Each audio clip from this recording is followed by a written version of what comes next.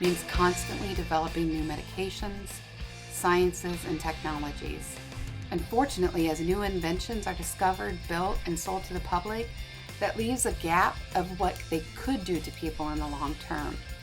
Today, men and women are addicted to new drugs that didn't even exist 20 years ago, and experimental medical procedures are creating more problems than they are treating. The advances, however, don't just deal with advances in health. There's also new issues in consumer technology. We as a people are constantly having new smartphones, computers, and gadgets thrown at us. While the potential downfall of this new technology is often debated, it is another disorder that has been hooking children and adults for the past 20 years. Video game addiction. What is video game addiction? Video game addiction is a debated idea. In fact, it is still argued that people cannot be addicted to a non-substance like gambling or porn, despite numerous reports and cases of it. However, there have been more and more cases of people suffering from video game addiction. But what is it? Video game addiction is a compulsion to play a specific game or kind of game. Within our modern world, we are seeing more and more people suffering from new technologies and entertainment, unable to consume or focus on much else. Video games are no exception. People who suffer from video game addiction will spend multiple hours every day on their chosen game, typically ignoring friends, family, work, and even their own needs. Why are video games addictive? Video games can be abused in a similar way to how people abuse drugs and alcohol. People want an escape. Massively multiplayer online games, or MMOs, are one of the more common instances for people to abuse. The reason being that, for many, they can attain a level of interaction that would have made them nervous in real life. Putting a computer between them and another person can help conceal that part of them that they may not feel comfortable with and gives them greater confidence.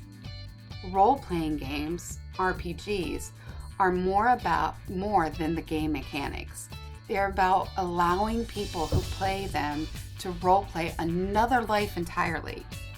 They can be the person that they want to be without the fear of rejection or failure, with few real consequences. People, however, are typically addicted to a specific game based off their need and what they are feeling. According to the Entertainment Software Rating Board, the average gamer spends 8 hours per week playing video games. This equates to 416 hours per year. During this time, people may go through several games, conquering them one after another. Cavani. Falcao. Luis Gustavo. Well, he put it away brilliantly. That kind of chance has come to him so early in the game. I have to say, he reacted perfectly.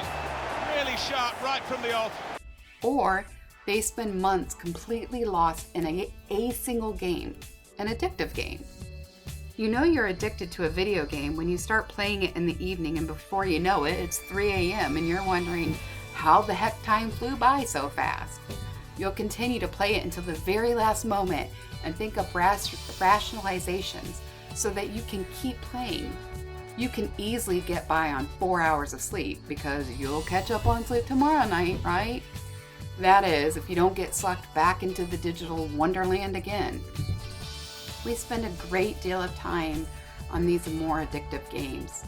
It took little more than several million man-hours to build the Empire State Building, which is pretty close to the amount of time we spent playing games like Halo. Addictive games often have an excellent online multiplayer experience, and some of these games don't really end. Sure, you may be able to technically beat some of these games, but the most addictive games always have another challenge, something more to do, something to keep you playing. The Batman, Arkham games, for instance, are incredibly addictive while you're playing, but once you beat the game, the thrill is gone for the most part, unless you really want to hunt down all of the Riddler's trophies. When we talk about the most addictive games, we are not referring to the game you sit down and play for a week straight. The most addictive games are those you play for months on end. These games don't get old, and when you're playing another game, you are thinking about how you'd rather be playing that game. Here are a few of the most addictive video games. We understand that this list is a bit subjective, so in creating this list, we try to take input from gaming guilds, discussion boards, readers, and commenters. Maiden.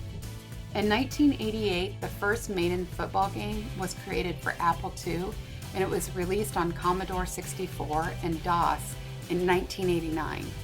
John Maiden was on the cover of each Maiden release until the 2000s. And in 2001, Eddie George was on the front cover. Maiden became a more modern Wheaties box, and each year thereafter, gamers and football fans alike waited to see who would be on the next cover. For years, gamers have been sitting on their couches, headsets on, playing Maiden.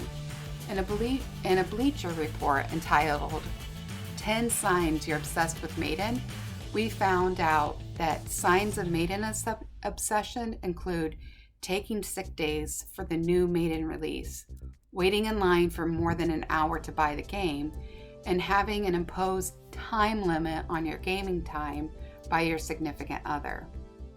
Dota 2. Developed by Valve Corporation, this free-to-play sequel has garnered a heck of a lot of attention. This game offers a unique world and team play structure, and a community of other players to connect with. It's easy to get sucked into Dota 2 for hours on end. A gamer describes his Dota addiction this way in an article on US Gamer. Dota 2 is not like other games. It's never just one more round. 6 hours inevitably get flushed away with enough adrenaline to force a cow into cardiac arrest. If I get on a winning streak, I end up chasing that bloodthirsty high. If I find myself losing repeatedly, I end up playing until I win, or it's 4 a.m. in the morning. There's no win clause here. Grand Theft Auto 5. GTA has always been a place where you can get out some of your frustration, while still enjoying the challenge of strategic gameplay. Did somebody cut you off on your way home from work? That's okay, because you're going to go home and rent a car just like theirs off the road. Rockstar really hit the mark with GTA 5, truly developing both the characters and the overall visual experience. If you judge anyone who doesn't know what GTA stands for, or you're tempted to drive like a maniac to work, you just may be addicted to GTA 5. Tetris. Tetris was created in 1984 by Russian scientist Alexei Pajitnov. During the mid to late 1980s, it expanded to PC and then onto the NES and Game Boy systems. The addiction had begun. You'd start with a game of Tetris, rise quickly through the levels, and the blocks would come falling down at what seemed like lightning-fast speeds.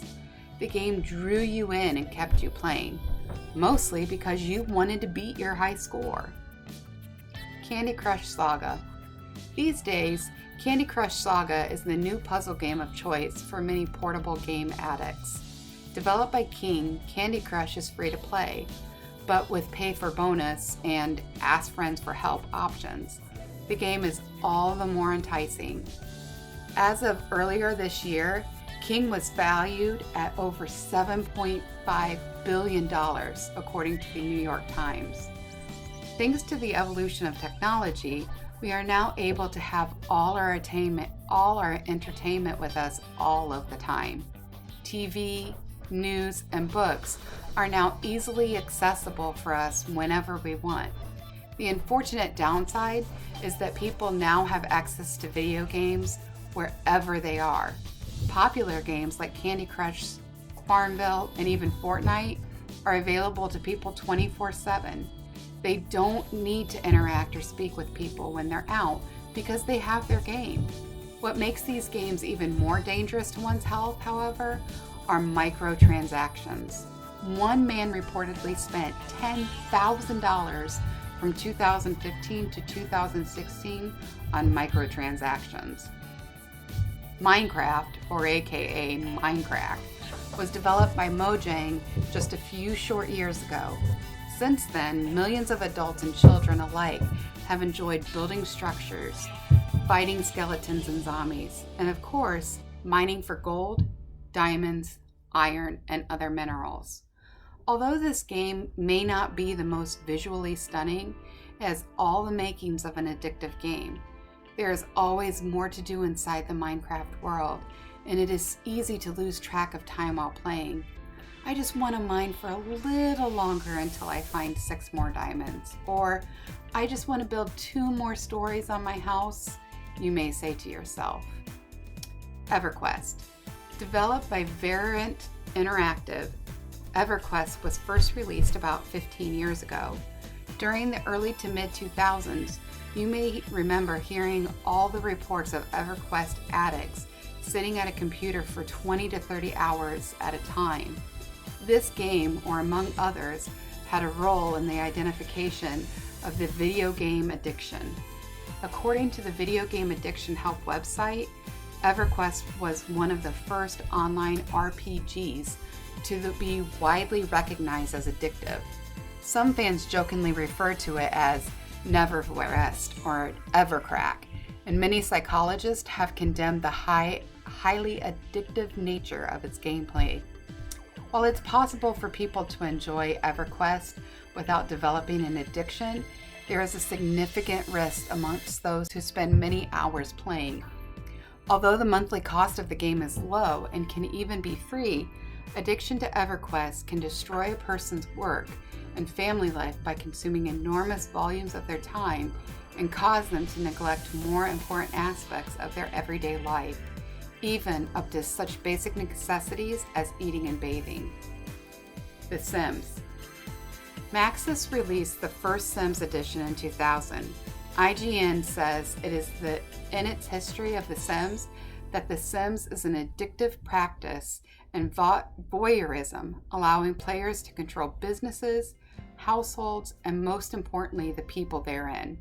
Careers unfolded, relationships blossomed, and children matured, or didn't, under players' omnipotent control. We've all had that friend who would skip out on activities, skip work, and even hold off on using the restroom to care for their Sims. This is absolutely one of the most addictive video games of all time. World of Warcraft. Gamers have been addicted to World of Warcraft for several years, and as of March 2014, World of Warcraft is still the most played PC game, taking up nearly 10% of playing time. Every day in Azeroth, there are 3.6 million pet battles, and there's enough in-game text and WoW to write 12 copies of The Lord of the Rings, according to Blizzard Entertainment. World of Warcraft has been played by over 100 million people in 244 countries and territories. It's a pandemic, and it truly deserves its spot on this list of the most addictive video games of all time. World of Warcraft is possibly the most famous MMO in the world. It's one of the most commonly played and excellent example of what an online gaming community can be. However, in the same way people feel the draw of a competitive experience, people can feel the draw of the new friends. When people play RPGs, it is typical for a form of escapism. To live in a fantasy world where magic and dragons are real, but also where they can be anyone they want. They can be younger, older, stronger, and more attractive. Anything they want to be. The issues they've had talking to people in person don't exist over the computer. They can be exactly who they say they are, and no one else will ever know. RPGs allow them to experience greater control over their environment.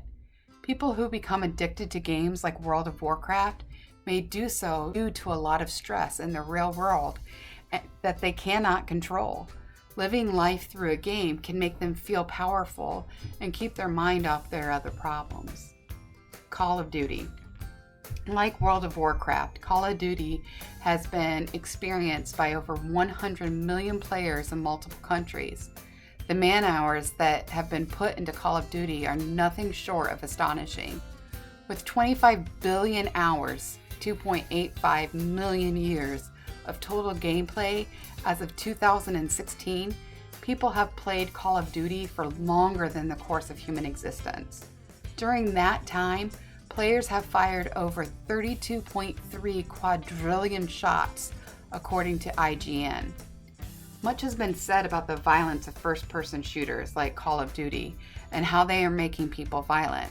While that hasn't been proven, there has been studies of the level of engagement these games invoke. So much, in fact, that they are able to indulge some of our inherent traits that we still have from our hunter-gatherer ancestors. Studies that have monitored gamers playing first-person shooters shows increased adrenaline. This alone is enough for many people to feel the addictive draw. However, the simulation that comes with can also make people more erratic when things happen in games. Fortnite. It seems that the popularity of Fortnite made it a sensation overnight. People raved over the new game, the gameplay, and its loot boxes. It has quickly amassed over 125 million players since its launch in 2017. Even has people streaming and making money off of playing the games competitively. One player claims to make $500,000 a month. So where is the downside? First off, 200 divorce cases across the UK from January to September of 2018 cited Fortnite as a cause. It is a sad fact, but when people become involved in competitive games like these, they are more likely to become absorbed in that game. Many people see this as a problem that only affects children, but even married people can suffer from the effects of video game addiction and lose their partner as a result. League of Legends. Similar to Fortnite, League of Legends has a similar competitive element that can get players hooked. The difference being that the game is played as a team. This means that people who form teams are basically forming their own community that reinforces their addiction. Now they aren't just putting themselves in the game, but they are practicing with a team who is also pressuring them into performing better and playing longer. The other issue that this creates is that it gives the user more potential triggers. They don't only have other players to blame, but their own teammates. If they lose a match, keep getting killed, or even fail at something in the real world from spending too much time online, there are at least 4 other people who can be blamed. FIFA. The pathological use of video games on its own is a high-risk behavior that leads to addiction. Some video games increase the risk significantly by adding gambling, or what's popularly known as loot boxes, to their games. FIFA Ultimate Team is one of the most notorious games out there. Speaking of addiction and the exposure of minors to gambling, we made a whole video of FIFA Ultimate. You can check that out on this channel also. Talking to a loved one about video game addiction. Thankfully, video game addiction is easy to spot. Given that the video games are not illegal, people are very open about their use of them. Check for symptoms of video game addiction can help you or a loved one turn their life around. Signs of video game addiction include playing video games for more than 3 hours a day, prioritizing video games over other commitments, foregoing sleep to play video games, being unable to talk to a friend or a family member without video games, spending more money in video games despite financial hardship, falling into trouble at work or with a partner due to playing video games. If this describes you or a loved one, consider talking to someone about it. While a person can't die as a direct result of a video game addiction, they can permanently damage their social life, finances, and their relationship. If you like this video, support us by pressing the like and subscribe buttons. We need your support in order to keep making content like this. Stay tuned for more content from us. Until then, goodbye.